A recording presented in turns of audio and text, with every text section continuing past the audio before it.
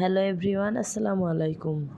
আজকে সকাল থেকেই ব্লগটা শুরু করছি। আমার এই ব্লগে আপনাদেরকে স্বাগতম। আর সকাল সকাল বেডটা গুছিয়ে না নিলে মনে হয় কোনো কাজই সম্পূর্ণ হয়নি। আর বেড গুছানো, রুম গুছানো হয়ে গেলে সব কাজই মনে হয় গোছানো হয়ে গিয়েছে। এই জন্য আমি সকাল সকাল ঘুম থেকে উঠে বেডটাই গুছিয়ে নিলাম, নিয়ে পুরো রুমটা আমি ক্লিন করে নেব।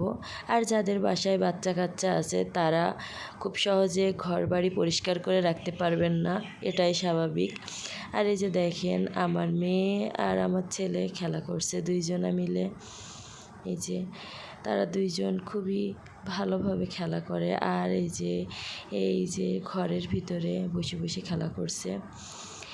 আর আজকে দুপুরের কাজকাম সেরে এই যে দেখেন, বিকালে খুবই মেঘ অবস্থা, মনে হচ্ছে প্রচণ্ড বৃষ্টি হবে।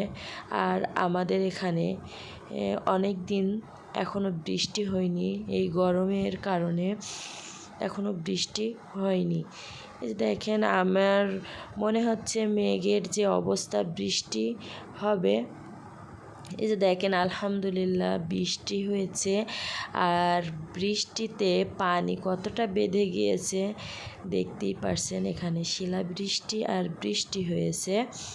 কোথায় কোথায় বৃষ্টি আর শিলাবৃষ্টি হয়েছে অবশ্যই আমাকে কমেন্ট করে জানাবেন।